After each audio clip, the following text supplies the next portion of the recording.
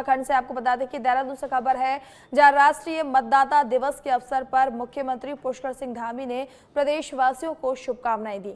इस दौरान मुख्यमंत्री ने प्रधानमंत्री नरेंद्र मोदी के मन की बात कार्यक्रम की सराहना करते हुए कहा कि इसका हर एपिसोड प्रेरणादायी होता है। उन्होंने कहा कि ये कार्यक्रम समाज में सामान्य परिस्थितियों में सेवा करने वाले लोगों को पहचान दिलाता है और देश दुनिया तक उनकी बात पहुंचाता है।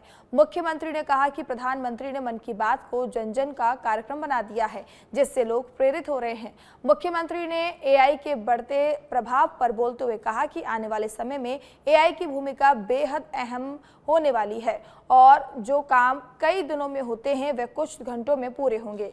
उन्होंने बताया कि राज्य में एआई के उपयोग को लेकर साइंस और आईटी विभाग लगातार कार्य कर रहे हैं। मुख्यमंत्री ने केंद्र व राज्य सरकार की योजनाओं को आमजन तक पहुंचाने की अपील भी की है। जो बात मैं कहता हूं वो बात मुझे याद रहती है, कई सालों सालों तक याद रहती है कि मैंने इसको कहा और इन्होंने क्या किया। इसमें से सभी लोग जानते हैं, मैंने सबसे बात करी होगी। पहले मैं एज ए एमएलए के रूप में या अन्य वैसे रूप में, मैं पार्टी के कार्यकर्ता के रूप में, तो मुझे सबके बारे में याद है। मैं अधिकांश लोगों के रूम पर गया हूं। आपके नहीं, आप तो खैर आप तो हम लोगों के वो थे। आपके यहां तो बहुत बार आया, बहुत बार बैठे। तो हालांकि उस समय जिसने काम कर दिया वो अच्छा है मेरे को, जिसने नहीं किया मेरे मन में कोई उसके लिए वो नहीं है। मैंने अपने, जब से मैं इस जिम्मेदारी में आया तो मैंने जो है अपना मानक ये नहीं बनाया कि मेरी लाइकिंग क्या है, डिसलाइकिंग क्या है। मैंने नीलम जी ये बनाया कि काम मेरा सबसे बड़ा दोस्त है, क्योंकि मैं इसको जीता हूं, मैं स्वयं इसको जीता हूं। मैं अपने साथ कोई कंप्रोमाइज नहीं करता। शायद आप में से कोई आदमी ये नहीं कह सकता है कि मैंने आपको टाइम दिया होगा और मैं टाइम पे नहीं आया हूंगा। आज भी अगर मैं यहां पर 10 बजे का टाइम दिया था तो आपके यहां से जब बताया गया कि चलो वहां से, तभी हम चले गए। हम तैयार रहते। मैं चाय छोड़ दूंगा, खाना छोड़ दूंगा, अपना कोई काम छोड़ दूंगा, लेकिन मैं टाइम पर पहुंचूंगा। ये अनुशासन मुझे मेरे बाल्यकाल से, मेरे संस्कारों में मुझे मिला है। क्योंकि मुख्यमंत्री पुष्कर सिंह धामी ने अधिकारियों को कड़ी बता दें कि लेकिन प्रेरक नसीहत देते हुए उनके कर्तव्यों को याद दिलाया है। मुख्यमंत्री ने साफ शब्दों में कहा कि कुर्सी तो एक दिन जानी ही है, लेकिन जो काम आप आज कर रहे हैं उसका जवाब कल अपने बच्चों को क्या देंगे। उन्होंने नौकरशाहों से अपील की है कि पद और अधिकार को सेवा का माध्यम बनाए, न कि अहंकार का। मुख्यमंत्री ने कहा कि अधिकारी ऐसा कार्य करें जो समाज के लिए उदाहरण बने और आने वाली पीढ़ियों को गर्व महसूस कराएं। धामी ने प्रशासन से ईमानदारी, संवेदनशीलता और जनहित को सर्वोपरि रखते हुए काम करने का आह्वान भी किया।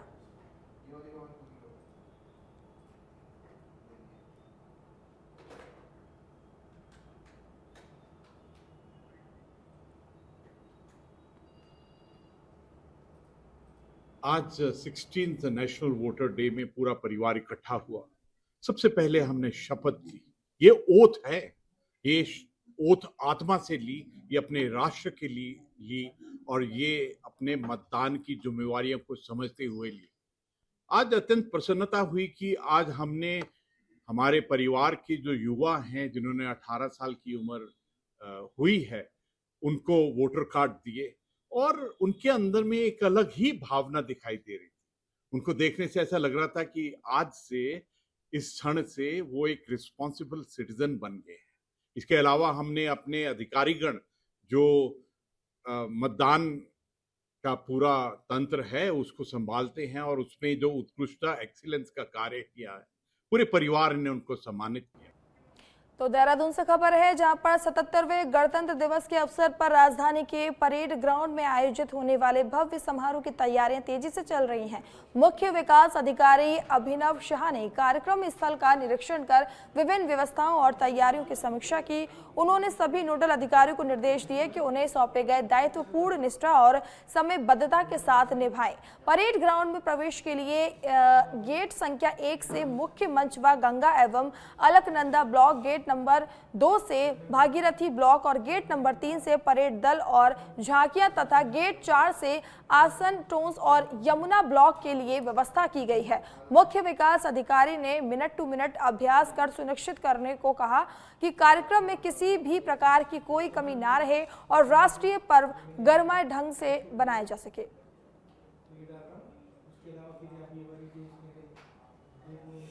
तो नोडल अधिकारियों को समयबद्ध तरीके से काम करने के लिए कहा गया है। देहरादून में 77वें गणतंत्र दिवस की तैयारियां तेज कर दी गई हैं। मुख्य विकास अधिकारी ने व्यवस्थाओं का इस दौरान जायजा भी लिया। परेड ग्राउंड में प्रवेश के लिए गेट नंबर 1 से 4 तक व्यवस्था की गई है। इस दौरान कोई भी अनहोनी ना हो, इसके लिए जांच की जा रही है। 7th हम गणतंत्र दिवस का सेलिब्रेट कर रहे हैं 26 जनवरी को, तो उसी क्रम में त्रुटि रहित इसको सेलिब्रेट करने के लिए हमने एक प्रॉपर अपने सभी अधिकारियों की यहाँ पे ड्यूटी भी लगाई है। तो उसी का हम निरीक्षण कर रहे हैं, उनको ब्रीफ भी कराया कि कैसे कैसे सारी चीज़ें रहेंगी और हम ये इंश्योर करेंगे कि ये हमारा जो इवेंट है एक ग्रैंड सक्सेस रहे। तो इसको हम इस तरह करेंगे। इसमें जो डिफरेंट इवेंट्स है, इसमें हमारे कल्चरल की टीम्स हैं जो इसमें कुछ परफॉर्म करेंगी, हमारी डिफरेंट विभागों की झांकियां हैं जो इसमें पूरा दिखाएंगी, अपना शोकेस करेंगी अपने बेस्ट वर्क्स, और कुछ और भी इसमें चीज़ें होंगी। तो इसको हम पूरा डिटेल में हम स्टडी।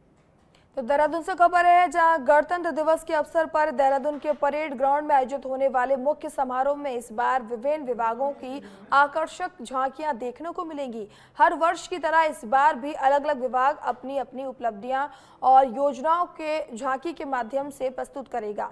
सूचना विभाग के संयुक्त निदेशक के एस चौहान ने बताया कि उत्तराखंड राज्य के 25 वर्ष पूरे होने के उपलक्ष्य में सूचना विभाग द्वारा रजत जयंती थीम पर विशेष झांकी तैयार की जा रही है।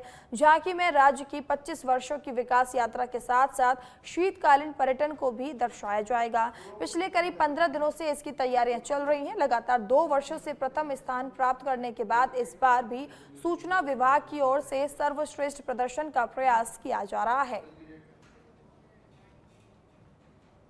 ग्राउंड देहरादून में आयोजित होने वाली है, उसमें सूचना विभाग की भी झांकी रहेगी और सूचना विभाग की जो झांकी इस वर्ष है वो है राज्य गठन का जो रजत जयंती है, उस अवसर पे हम लोगों ने झांकी का निर्माण किया है। जो पिछले 25 सालों में जो विकास की यात्रा रही है, विषय वो है, और साथ ही विंटर टूरिज्म को भी हमने झांकी में दिखाया है। तो झांकी को आप 26 जनवरी को परेड ग्राउंड में देखेंगे। निश्चित रूप में सूचना विभाग की जो झांकी पिछले 15 दिन से तैयार हो रही है और 25 तारीख तक दिन तक झांकी तैयार हो जाएगी और निश्चित रूप से ये झांकी। रुड़की के झबरेड़ा थाना क्षेत्र के लाठर देवा शेख गांव में पुरानी रंजिश के चलते दबंगों ने पिता पुत्र पर जानलेवा हमला कर दिया। जावेद और उनके बेटे जुनैद पर फावड़े और लोहे के सरिये से हमला किया गया, जिसमें दोनों गंभीर रूप से घायल हो गए। घायल अवस्था में दोनों को सिविल अस्पताल लाया गया, जहां से हालत नाजुक होने पर हायर सेंटर रेफर कर दिया गया।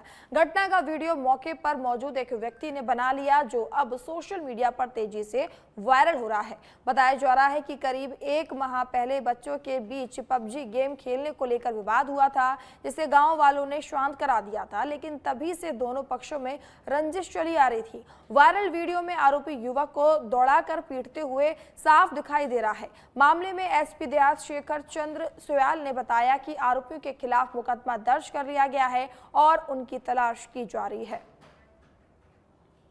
पर 2 पक्षों में पहले भी बच्चों को लेकर कोई विवाद हुआ था, तो आज पुनः उसमें झगड़ा हुआ और एक पक्ष के लोग वो फावड़े और डंडे लेकर के दूसरे को पीट रहे हैं। तो पुलिस ने उसमें मुकदमा दर्ज कर लिया है। पीड़ित अभी आउट ऑफ डेंजर है और उसका ट्रीटमेंट।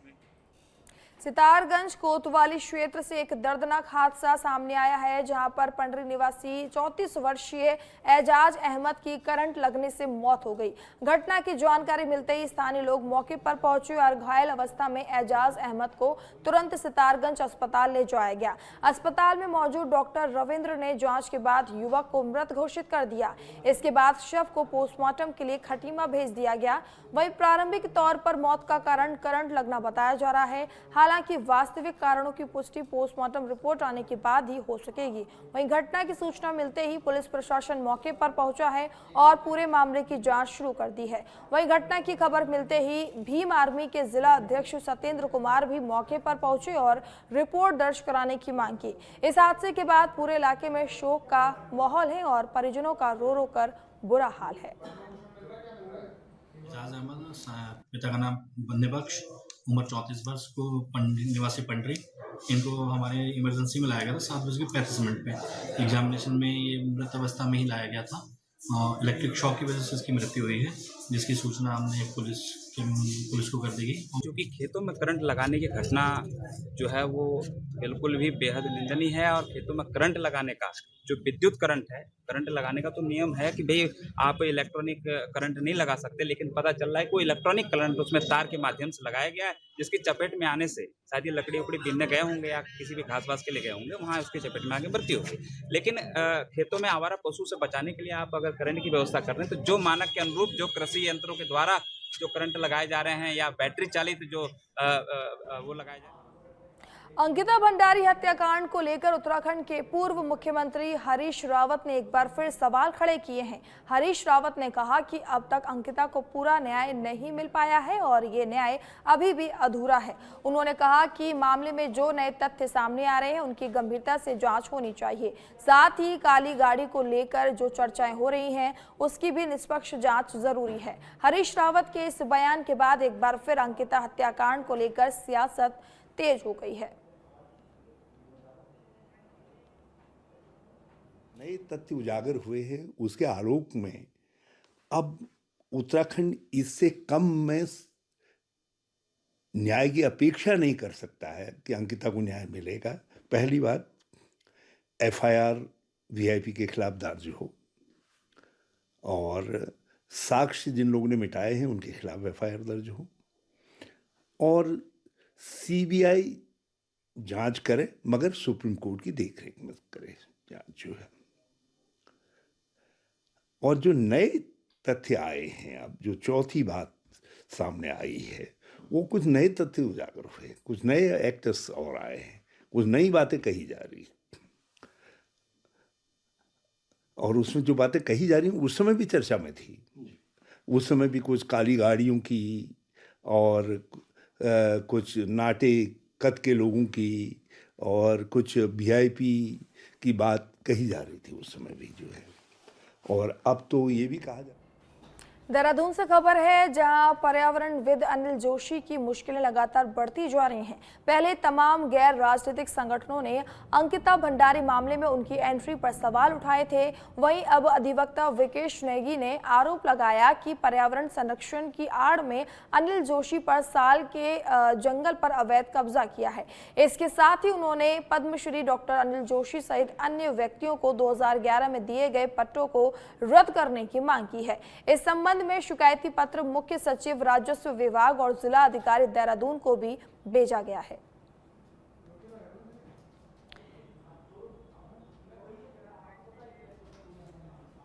ये जो अनिल जोशी जी वाला प्रकरण है, इसमें हमने एक प्रार्थना पत्र दिया है माननीय जिला जज, मुख्य सचिव और रेवेन्यू सचिव को।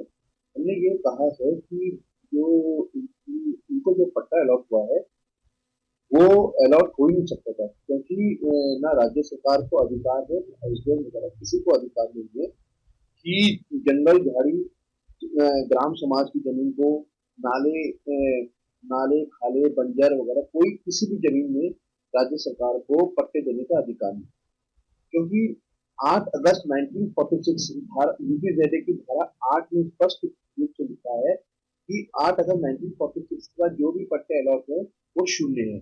और यहाँ तक कि यूपीजेड की धारा 132 में साफ लिखा है कि जंगल, टोन फॉरेस्ट आदि गणतंत्र दिवस को लेकर वक्फ बोर्ड अध्यक्ष ने एक बड़ी घोषणा करते हुए राज्य की तमाम वक्फ संपत्तियों पर तिरंगा झंडा फहराने की अपील की है। उन्होंने वक्फ संपत्तियों पर काबिज मैनेजमेंट कमेटियों से आग्रह किया कि वह गणतंत्र दिवस के अवसर पर राष्ट्रीय ध्वज फहराकर एकता और देशभक्ति का संदेश दें। वक्फ बोर्ड अध्यक्ष ने कहा कि देवभूमि उत्तराखंड से पूरे देश को ये संदेश जाना चाहिए कि राष्ट्र सर्वोपरि है और सभी समुदाय संविधान व राष्ट्रीय प्रतीकों का सम्मान करते हैं। उन्होंने कहा कि तिरंगा फहराना केवल एक औपचारिकता नहीं बल्कि देश के प्रति सम्मान और प्रतिबद्धता का प्रतीक है। 26 जनवरी गणतंत्रता दिवस मनाने जा रहे हैं और देवभूमि उत्तराखंड सैन्य धाम भी है, इसलिए वक्फ बोर्ड उत्तराखंड ने यह निर्णय लिया है कि जितने भी मस्जिद, मदारिस, खानकाहें, दरगाहें, ईदगाहें जितनी भी प्रदेश में हैं, सब पे मेरा तिरंगा लहराए। सारी जगह वक्फ बोर्ड के माध्यम से तमाम मैनेजमेंट कमेटीज़ को ये अनुरोध किया गया है कि जो भी वक्फ संपत्तियों पर जो भी मैनेजमेंट कमेटीज़, मुतवल्लीज़ जो भी बैठे हैं, वो 26 जनवरी को अपने अपने कैंपसेस में तिरंगा फहराएं और हुब्बुल वतनी निफ्सुल ईमान, वतन से मोहब्बत ईमान का एक बड़ा हिस्सा है, इसको इस संदेश के रूप में लोगों तक पहुंचाने का काम करें। राष्ट्रवादी विचारधारा से ओतप्रोत ये देवभूमि उत्तराखंड से संदेश जाएगा तो और बढ़िया ताकत के साथ जो देहरादून से खबर है जहां पर सर्वाइकल कैंसर की गंभीरता को देखते हुए उत्तराखंड सरकार राज्य स्तरीय कार्यक्रम शुरू करने जा रही है। इस अभियान में 14 साल से ऊपर की बच्चियों को सरकार की ओर से मुफ्त टीका लगाया जाएगा। मुख्य चिकित्सा अधिकारी देहरादून डॉक्टर मनोज शर्मा के अनुसार पहले इस अभियान की शुरुआत 26 जनवरी से होनी थी, लेकिन कुछ कारणों से तारीख को आगे बढ़ाया गया।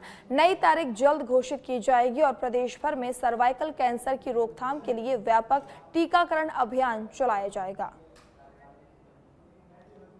गवर्नमेंट की तरफ से डायरेक्शंस आए थे कि 26 जनवरी को जो है वैक्सीन लगाई जानी है, लेकिन बहुत एक्चुअली जल्दी ये डेट दी गई थी, तो तैयारियां भी करनी होती हैं, कई सारी चीज़ें होती हैं, तो अभी शायद 26 को तो नहीं है, लेकिन बहुत जल्दी निकट भविष्य में जो है ये वैक्सीन लगनी है और ये ह्यूमन पैपिलोमा वायरस जो है उससे प्रोटेक्शन के लिए लगती है और इसको एक कारण माना जाता है सर्वाइकल कैंसर का।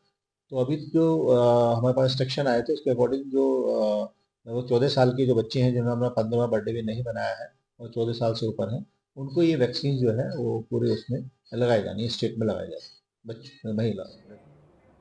तो सरकार ने पद्म पुरस्कारों का ऐलान कर दिया है। इस बार 5 लोगों को मिलेगा पद्म विभूषण, 13 हस्तियों को पद्म भूषण से किया जाएगा सम्मानित। 114 नायकों को पद्मश्री देने की घोषणा की गई है। फिल्म अभिनेता दिवंगत धर्मेंद्र को पद्म विभूषण देने का ऐलान किया गया है। सिनेमा में अतुलनीय योगदान के लिए मिलेगा सम्मान।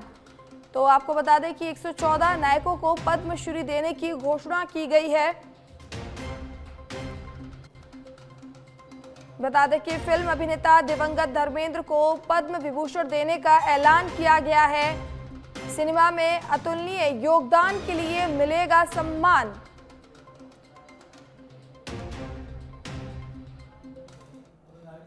खबर उधमसिंह नगर से है जहां पर दिनेशपुर थाना क्षेत्र के अंतर्गत जयनगर इलाके में उस समय हड़कंप मच गया जब मोटरसाइकिल पर संदिग्ध हड्डियां ले जा रहे एक युवक को गौ रक्षकों ने पकड़ लिया। जानकारी के अनुसार युवक बाइक पर बड़ी मात्रा में हड्डियां लाद कर ला रहा था, जिस पर स्थानीय लोगों और गौ रक्षकों को शक हुआ।